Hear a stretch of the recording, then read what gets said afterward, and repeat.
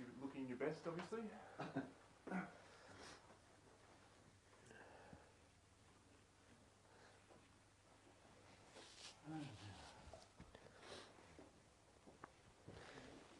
So we'll just be a couple of seconds changing this over. Again. Yep. Oh, no, that's not. Yeah. Just pull that out there. Top.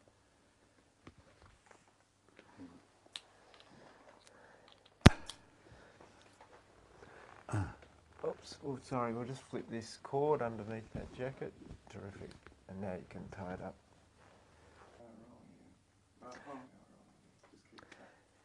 Just before that tape finished, you were sharing the story of in the embassy and what happened. Oh, yes. Well, the fellow called Lord Duncannon, who was the first secretary in the embassy, he was a very tall, distinguished-looking fellow. He'd been in the Grenadier Guards or the Coasting Guards during the war. Had a marvellous speaking voice, and he was reading out the citations. And by the time he'd gone right through the military awards and the naval awards, the naval and military awards, by the time he got to the bottom of the military awards, the MBs, and the citations were pretty dull, and the auditors were getting rather restless and longing for the champagne and caviar. And suddenly he announced the first Air Force award. And it was fantastic. The chap had shot down, I don't know how many different aeroplanes he'd shot up so many barges and trains and bridges, and it went on and on and on and on. And everyone sat up to see who this great man was going to come in, you see. And Duncan had forgotten to mention it was a posthumous award. Well, the fellow's father had been killed in the First World War. It was his grandfather who came in, a little wizened old man with a long pointed white beard, came in with a stick like this, with the tears running down his face. Well, you can imagine the emotion. The whole audience were crying visibly and loudly, weeping. The whole, you imagine the emotion of all these frogs with this low man coming in to receive his great grandson's award. It was the most extraordinary experience. But may I ask you now about your father and the Depression, lost his business? Well, I've got very few memories of him. You see, he was always away. I was at school. I didn't see a lot of him. In the holidays, he used to go on holidays, I suppose, but I've got very little memory of that. He lived to be about 87. But my parents broke up when I was at school. They had my mother had a hysterectomy, and they didn't have replacement therapy in those days, and she went off a nut, and the whole place broke up. And my father's business went broke was during the Depression, and it was all rather traumatic. And I was shielded from it by being away at school, I suppose. And they got together eventually. In fact, for my wedding, but it was very sad for all of us. So how old were you when they broke up? 15. And what brought them back together again? They came to my wedding. My wife insisted on them both being there, and they both came, and they were reconciled. I don't know how successfully, I don't know. It's sad when a couple don't get on, but...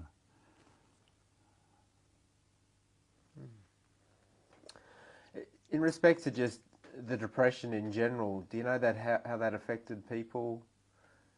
Well, I know how it affected us. I had to leave school. But I don't know much about other people. I went straight abroad, and by the time I came back, it was all over.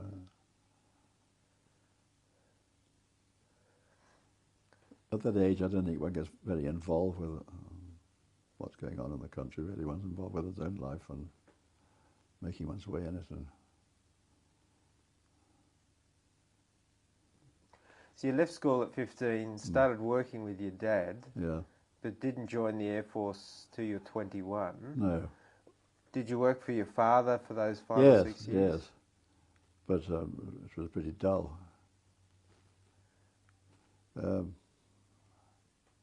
Boring, in fact, I found. And I didn't get anything out of it, really. Were you doing anything to prepare yourself for your Yes, I did quite a lot of reading about air engines and what sort of aviation and so on. So I passed out about the top of my course, and I was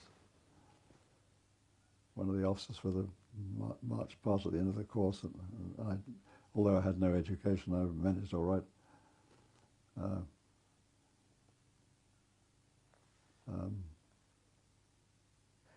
Because the teaching was very good in the Alpha. They had excellent instructors, and the flying was a great joy always. But I had some very narrow escapes. On my elementary flying training school course, in the civil training school, the first thing that happened was that when I was ready to go solo, we had a check by an RAF squadron leader who came down to the civil school. The fellow took me up, and we did the usual things, you know, climbing turns and straight and level and loops and rolls and so on. And then we were going back towards the base. He said, well, and I just noticed that under the wing was a field we used to use for practice forced landings in. He suddenly said, your engine's on fire. So I went through all the procedures and did an approach to this field. And I came in a little bit high, but I'd have got in all right. And he said, well, I have control. He opened the throttles, and the engine went vroom and stopped because I'd turned the fuel off. See, if the engine's on fire, you should turn the fuel off. He hadn't turned it on again, so that when he opened the full throttle, he just used up, accelerated the aircraft quite rapidly and then stopped. But he managed to get into this field by violent side slips like this and just stopped with the propeller touching the hedge. So we climbed out and pushed the airplane back a few yards, and he put a parachute under the wheel. And he said, have you had instruction on swinging the propeller? I said, no, sir. He said, well, I'd have to do it then, so you get in the cockpit. So he then got in, and I went through the usual procedure, switches off, petrol on, suck in, you know, then turn the thing over a few times, and like contact, and didn't start.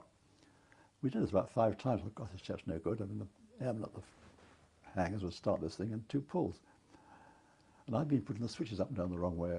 So when he was trying to start it, it was switched off. When he was trying to suck in, it was not. And suddenly it started when he was just sucking in. It didn't even hit him. But I've never heard such a flow of language in my life. I thought, well, that's failed me. You know, I must have done something right, because I did succeed in passing that. Another near miss I had on that course, I was sent on across country in October to Hatfield from this field at Anstey. It was near Coventry. And it was a beautiful, sunny, cold day. And as I got nearer and nearer to Hatfield, the weather got thicker and thicker, and I got lower and lower till I could still see the ground. Well, I was finally down almost treetop height, trying to keep the ground in sight. If I had any common sense at all, I would have turned around and gone back. So the weather's not suitable, but it never occurred to me. And I suddenly crossed a concrete road, a white concrete road, which I recognised immediately as the one that went right past Hatfield Airfield, because I knew that area very well. So I did a sharp turn and followed the road along right on the deck. And suddenly I saw the hangars on my left, so I lifted over these hangars and throttled back and waited till I hit the ground. I came down a series of bangs. And when I'd landed, I couldn't see which way to taxi. It was so thick. But after a time, two men came out and took the wingtips and directed me back to the hangars. And I went into the clubhouse to book in. It was another civil flying school. And the whole lot of chaps sitting around the bar drinking beer. And they all looked around and said, how the hell did you get in this? Well, I didn't know it was unusual or anything. So they gave me a pint of beer.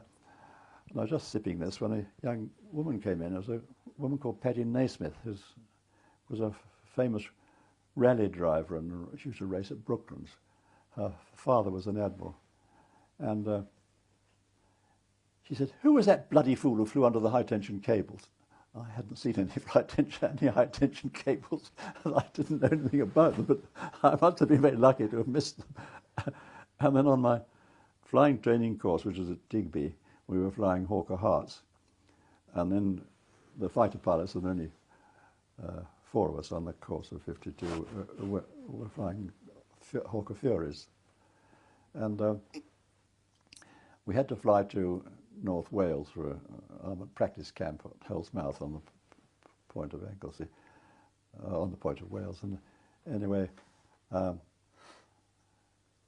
of the other fighter pilots was a very rich young man whose father was a director of the Bank of England, and he was managing director of Tate & Lyle Sugar, and owned 1 or 2 insurance companies. And this fellow, called Sandy Campbell, had a friend who lived nearby in Abersoch, little Welsh town nearby, who invited us over for a party, just the four fighter pilots. And we had a very good evening. We drank an awful lot of gin. And we were driving back, and I started off first. I had an Austin 7 I'd bought for £5. And then this fellow had a red label Bentley. And then he'd gone about 3 or 4 miles when this Bentley roared past me, shot round the next corner. About 3 minutes later, I came upon this Bentley upside down on the road. And it had taken the corner too far, hit a rock wall, and done a somersault that way. The two chaps in the back were flung forward and landed. One landed in the bog at the side and was quite unhurt. The other landed on the road. Well, it wasn't badly hurt, he was going fast and skidded along it. But the car went over him upside down and cut the windscreen, cut the top of the muscle of his leg rather badly. And Sandy was in the front with a woman, and they couldn't get out. So this other fellow was all right, and I lifted the car on one side so they could get out. And there was a case of gin in the back, which was smashed, an awful stink of gin. So I drove back to the nearest village, and I found a house with a telephone wire going into it, and banged them up, and rang up for an ambulance. And I didn't get to bed till about 2:30. And I was first on the targets in the morning, had to be up at 6. And I took off, and we had in a Fury, you had 2 machine guns either side of you, so you could correct stoppages you see yourself in the air. And you had a telescopic sight you looked through. And the targets were on the edge of a cliff like that, so you dived down on them like that and gave a burst and broke away and came down again. And I did my first dive down and gave a short burst and just lifted over this edge of the cliff. When I came up again up there, I got a series of red lights fired at me to go home. Because apparently I'd gone far too low. I'd missed the top of the cliff by a few inches, and they thought I'd gone into the sea, and they'd rung up for the air sea rescue launch and the ambulance and everything else, and then they suddenly came pouring up again. So I flew back, and on the way back I thought, poor old Sandy in hospital, I'd better go and cheer him up. So I went and gave an aerobatic display over this hospital. I didn't know the surgeon was about to start an operation. The hell of a row. But luckily this fellow's father was so rich, gave a donation to the hospital and stopped them proceeding with it. So I didn't they didn't find out about it in the Air Force. But when I got back to base, I couldn't land. It was quite a small grass airfield, and it was way out, wind off the sea. I was landing downhill. I had about 5 or 6 goes. Each time I either hit the ground and bounced up about 20 feet in the air, I had to go round again, or else I went on floating on and on and on, didn't reach the ground at all. I had to go round again. And suddenly I thought, pull yourself together, you're bloody well drunk. Concentrate. So I really concentrated on this airspeed indicator, motoring down the side of this hill. And there was some trees along the edge that had been poled, but all the new shoots had come up. And I suddenly cut all the tops of shoots on one of these trees with my wing tipper, and I came down a series of bumps in the middle of this airfield. And the squadron leader flying was on his way to breakfast, and he saw this disgraceful exhibition of flying, and he roared round to his office and sent for me. He gave me a terrific rocket. Went on and on. I thought he's bound to run out of it soon, but he didn't. And suddenly the phone went. He picked it up, and it was from the ranges. He said, only 86 rounds on that first target, sir. So he put the phone down. And just as he put it down, the little hatch opened, and Eamon put his head through the hatch and said, only 86 rounds gone from that first aircraft that's landed. So he said, get out of my bloody office. I must have gone so close I couldn't miss. But I got away with that one, luckily enough. And one has to have quite a lot of chance to get away with these things. So, we'll just pause there for the first 2 stories you told us. What planes were you flying there? Well, on the flying elementary training school course, it was a little thing called a cadet, which was a miniature tutor, really. A little biplane trainer. On the flying training school course, we started off on Hawker Hearts, and then the fighter pilots graduated onto Hawker Furies. I've got photographs of them here if you want to see them. Could you just describe for me the training plane, the first one? Well, it's just a simple biplane with a radial engine, very simple to fly, and quite a pleasant aeroplane to handle. and really quite a good trainer in a way. What would be the startup procedure for it? You had to swing the propeller, and the airman would call out contact and or sucking in. If you're sucking in, you'd switch the switches off, and he'd suck in, and then he'd say contact, and you'd switch the switches on, then he'd give it a violent pull, and off it would go. On the Hawker Fearers, it was started up with a handle. You put a handle on the side of the aircraft and wound round and round like this to get the thing going. And our Spitfire, of course, had starter batteries plugged in. Do you remember your first flight in the trader? Yes, I do. The instructor suddenly got out and said, "Oh, you're on your own. Come round and pick me up again when you've done the landing." But I just took off and whizzed away from the airfield, tried a loop or two, and then came back and landed. And it was perfectly simple. Had you ever been up in a plane before you joined the Air Force? No, never. It was quite a thrill. People talking about the Battle of Britain used to say, well, you know, weren't you all frightened or so, but you just put a young chap of 18 to 24 or 5 into an aeroplane like a Spitfire with a 1,000 horsepower engine in front of him, making this wonderful roar and giving you a terrific thump in the back when you open up the throttles. It's much more exciting than a fast motorbike or a fast car, because not only can you whiz around, but you can do all sorts of manoeuvres that even a Swift or Swallow wouldn't try. And do inverted spin, for example, or a bunt on top of a loop. You go up into a loop and then bunt over the top. You can do all sorts of things. You can fly around the clouds and whiz in and out of it. It's a wonderful feeling of exhilaration. And you really feel you're really a king flying a thing like that. I mean, and on a jet, it's even more so. I mean, in a Meteor, you could fly across the airfield at 1,000 feet at 450 knots or so. You could do a loop and finish up at 18,000 feet and then push the stick forward and go over the top like that. It's a wonderful feeling. When you initially joined the Air Force, you mentioned earlier that a man was knocked back because he was a poofter. How did they find that out, and what were the rules? I don't know anything about it. I just know that that was what I was told. I didn't realise he was, but I didn't know about these things in those days. Wasn't a thing one discussed, I suppose. I don't know.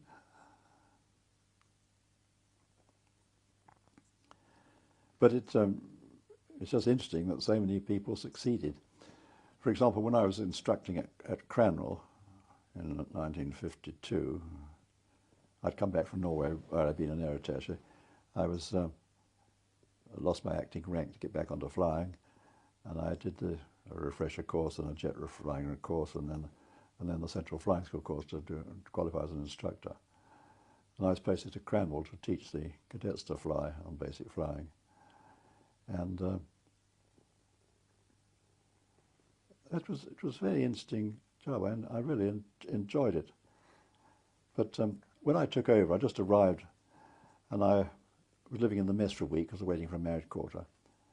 And my 2 flight commanders, of course, keen to meet me, were there for the first night, keen to show me how much they knew and how little I knew. And one of them, they were getting on the question of selection. I said, well, if you chaps were worth your salt, you could look at a chap and see if he was going to be any good. One of them slipped quietly away and came back with a photograph of the next intake. He said it's customary for the squadron commander to take one student from each course to teach to fly himself. Would you like to take your pick? So I looked up and down the senior lot, and I picked out what I thought was a fairly intelligent chap. I got him to the blackboard the next morning, and I was longing to let him have it. I was stuffed up with all this information I'd been taught at the Central Flying School. And so I said, no, we're going to climb. And in the climb, I do little things lines on the board. So this is the lift, this is the thrust, this is the drag, and a weight, and so on. This angle equals that angle, and tan this and that. And therefore, in the climb, you require less lift from the wings than you do in level flight. And he went to the blackboard and said, yes, sir, but and he suddenly covered the one side of the blackboard with little funny little symbols I couldn't understand. And he came out to the one and says, "There's only 36 pounds difference, sir. Does it really make any difference?" I didn't know whether it did or not, so I thought, but it doesn't go fly the bloody thing. I thought I'd sort him out. But however, he was quite good in the hour. So when I came back, I went over to the college where they had a coffee session where I went up to the director of studies. There was an academic who arranged this cadet studies, and I said, "Look, this fellow Peel I've been flying with, does he know what he's talking about on question of mathematics, or is he trying gamesmanship on me and trying to be one up?" He said, "Don't argue with him. He's the most brilliant mathematician we've ever had in this academy." I had no more trouble. I used to say, "Because you understand, it's warriors. Go and fly the bloody thing. Cut out all this nonsense."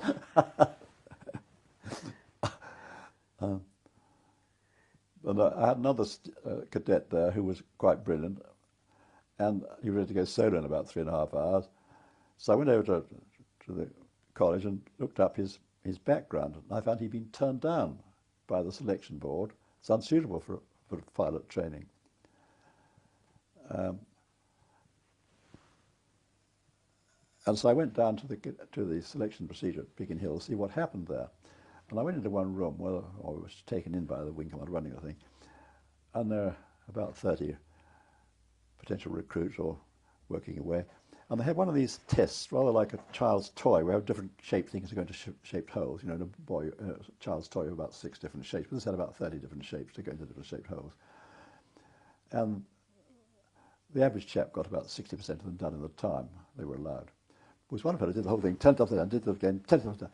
And the wing commander said, "God, you'll make a marvellous night fighter pilot, put his fingers on the right buttons every time." So I went to the chap and said, "What are you doing before you came here?" He said, "I'm a biscuit packer at Weston's Biscuit Factories." and when I was at Duxford flying there, they were trying to work out how to pick out the bomber pilots from the fighter pilots early on in the proceedings. And so they could not waste a lot of time on training on subjects they didn't need to know about. And so 4 of us from Duxford, who were supposed to be above average fighter pilots, were sent up to Cambridge to the professors there who worked on these procedures. And they had 4 bomber pilots from Whitton came down to. But when we were driving home after these tests, there was one test where they put a blob of red ink in a paper, folded it up, opened it up, said, "What does that suggest to you?" And that was the only thing we all gave the same answer on. We all said a cunt. And we never discovered what the bomber pilots said, so I don't know whether they said the same or not, what it was meant to do. I did ask some psychologists what it meant to do, and they said, "Well, it's supposed to tell whether you have an analytical mind, and you're going to say, well, this means that, and that means that, and that possibly that, and that possibly that." But obviously, we didn't have analytical mind, but whether the bomber pilots did, we didn't know. So just coming back to your training, when you were training, what were your instructors like? Oh, they were very good. They're all experienced people, and they're all absolutely excellent.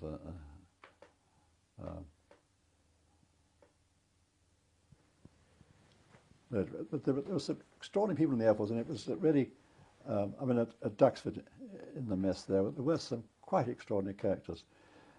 When I first went there was one fellow, they were nearly all middle-class people, but there was one fellow who was Lord Dudley, who was the assistant adjutant, and he'd just been posted to us in disgrace. He'd been court-martialed for taking a dog in an aircraft contrary to King's regulations and Air Council instructions. And to the fury of the adjutant general, he got away with it by proving it wasn't a dog, it was a hound, it was a dachshund.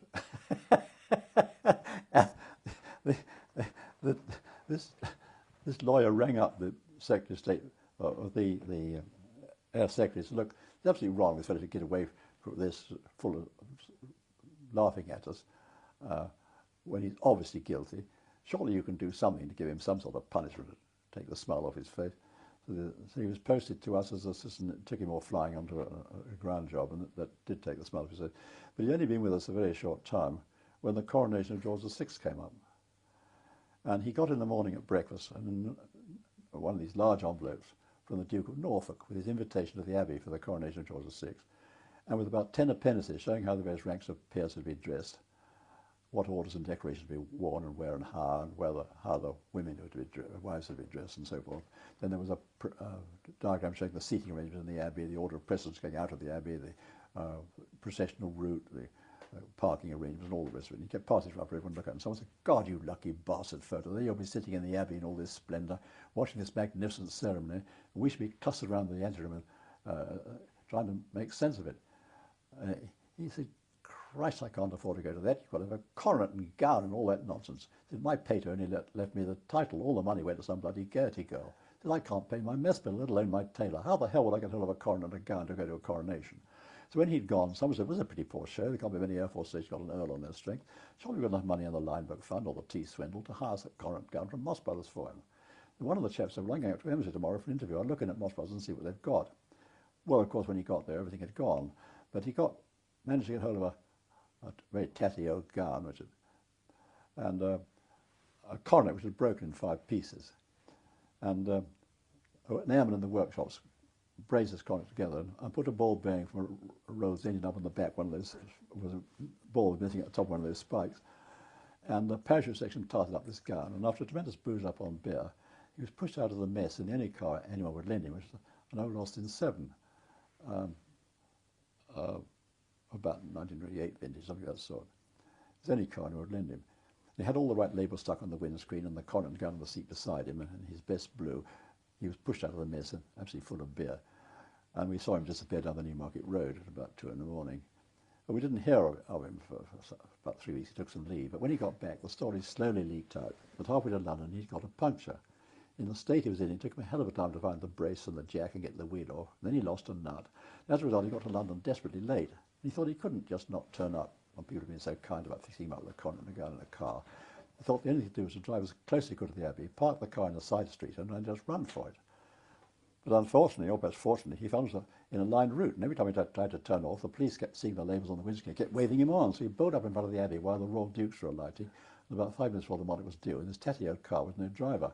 So a policeman came running up and said, "Don't worry about the car, so you'll find it round at the local police station. Now please get moving, sir."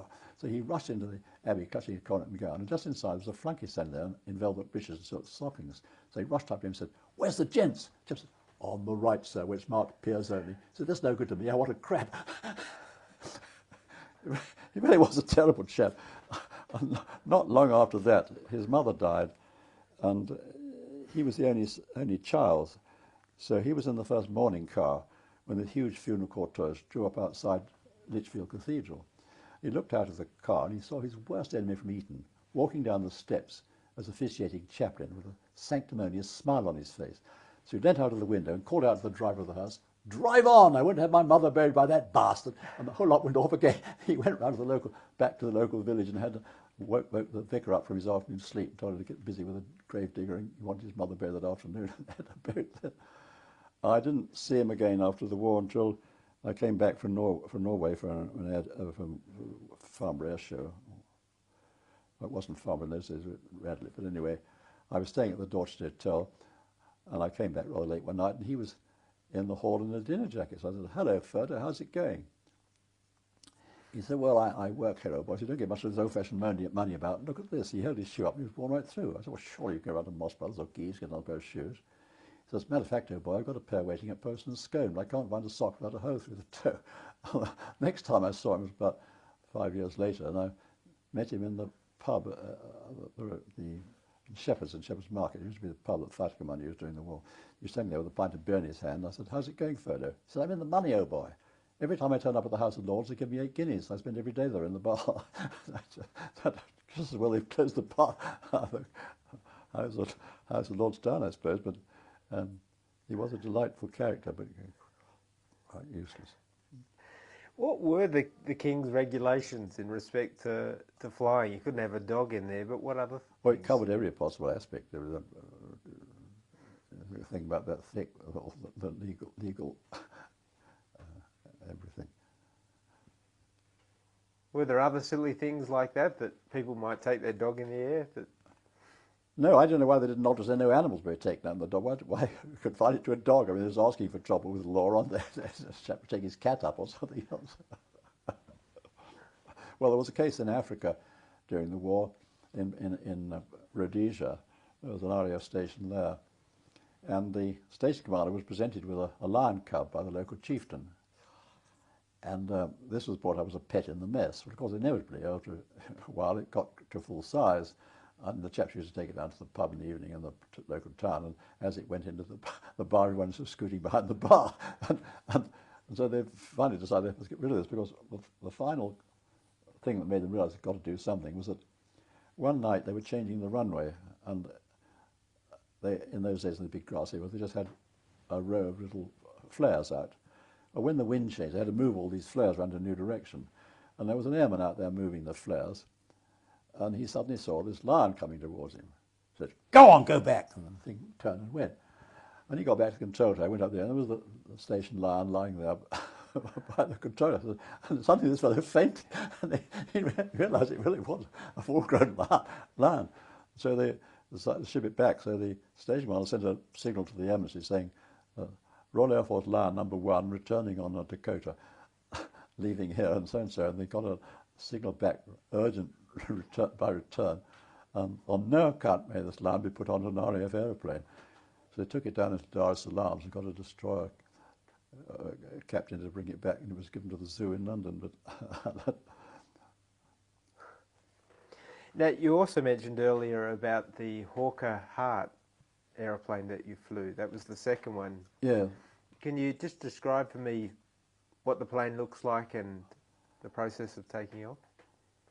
yes, it was a biplane, slightly swept wings with Merlin engine, not a Merlin engine, a Rolls engine, and had a top speed of about 230, 240 knots, something of that sort, and it was quite a good trainer. Had toe brakes, and it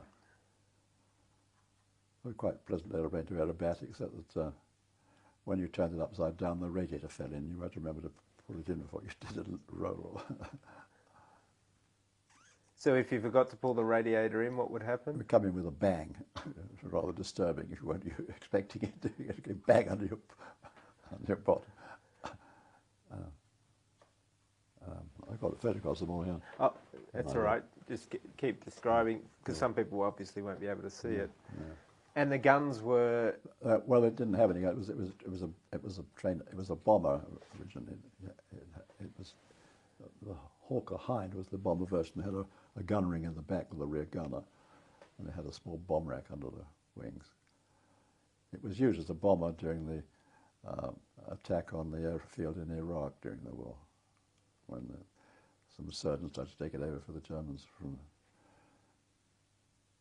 So it was the Hawker Hart was just used as a training As a plane training for you? aircraft, yes, training command, until the Harvard came along at the beginning of the war.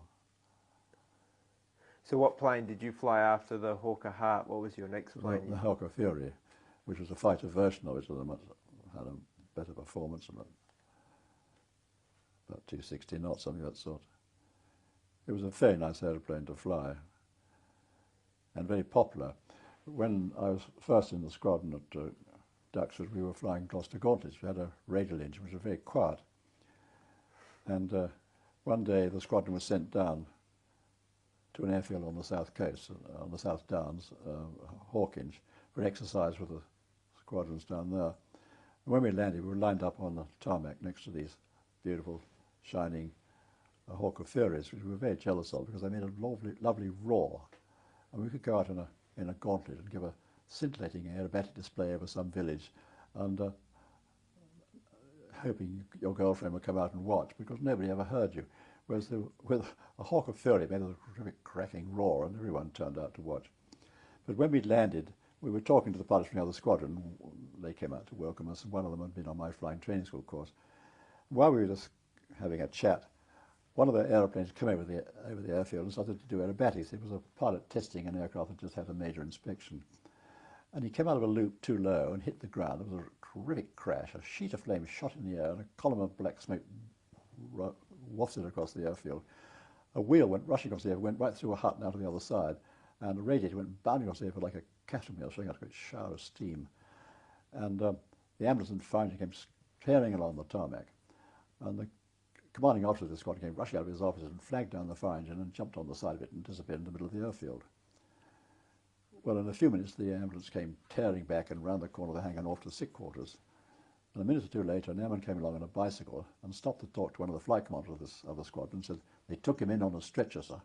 That caused even more gloom on these chaps, a discussion as to who was going to tell his wife and who was going to bid for his golf clubs when his gear came up for sale. All this sort of thing, you know, gloomy talk. And suddenly the ambulance, the fire engine drew up behind us, having put the fire out, and down stepped the pilot with the parachute on his shoulder. Someone said, well, who was that in the ambulance? Oh, the CO, he fell off the fire engine. He did a sharp turn to come up when he flew off and broke his collarbone. And it was extraordinary. But there were some marvellous characters in the Air Force in those days. A real cross-section. There was one fellow posted to us, a fellow called Mike Mead, just before the war, who'd been on about 4 radio stations. And he was a delightful personality, fun to be with, beautiful manners. And he had no idea about money, and he'd been in trouble not being able to pay his mess bill in every station. Now, he'd been thrown out of the Air Force when the war hadn't been coming along. And so when he arrived to us, his pay was paid to the squadron commander, who paid off his debts by instalment and gave him a little pocket money, but not enough to do anything with, and he wasn't able to spend any money on the bar in the mess. But one day he went off to the races at Newmarket with some other pilots and borrowed £1 off one. He was marvellous about borrowing money. He always paid it back by borrowing it off somebody else. But anyway, he went to the races and he put £1 on a horse at 40 to 1 and it won. So on the way back he stopped in Newmarket and bought an old bull-nosed Morris car from a car yard there. And in the evening he went out to see a girl he'd met at the station ball the night before, the daughter of a brigadier who lived nearby in the nearest town at Royston. And driving into that drive, the brakes failed on this heap, and the whole thing finished up in the middle of a greenhouse, with wheels hanging down the middle, and a shower of broken pots and palms and all over the place, and glass everywhere. Well, happily for him, the brigadier was away on manoeuvres, so he stayed for dinner, and he borrowed the brigadier's bike to get back to camp on. And driving up a long hill out of Royston, he had to go and do what a chap has to do when he's drunk too much beer. And while he was doing this, a truck ran over the bike. He was always getting these terrible letters from this brigadier, reference to my greenhouse and my sunbeam all-weather bicycle. He couldn't do anything about it because he couldn't dare show it to the squadron commander. He was in so much strife with him already. And shortly after this, one of the pilots was posted out to Egypt for a year and had got a half-grown bull mastiff puppy. And he said, look, will someone look after this dog while I'm away? I can't take it to Egypt. It's got every disease known to dog over there. And then I'll have a year of 6 months quarantine and I'll bring it back again. And Mike, being such a nice chap, said, of course so, boy, I've seen no trouble at all. Well, Mike had got this in his control, had his dog in his control for about a month, when we had a guest night. And he brought the dog into the anteroom later in the evening, gave it a bucket of beer. In the morning, our CO, who was a bachelor, stepped out of his bedroom on the way to the shower and trod in something very nasty. And Mike was called for, because no other dog could have produced anything this size, made the tactical error of saying there's no more dog shit than you are, sir, which didn't get down awfully well. He was posted up to Digby in Lincolnshire. He arrived in Digby on a Thursday, and on Saturday he was standing in front of the squadron and the review order for the hoisting of the flag, all saluting as the flag went up. And the station was out in front saluting the flag when this bull mastiff came round behind the flagpole, picked up the station master's Irish Terrier, started shaking it about like this. The station master standing there couldn't move, you see. So the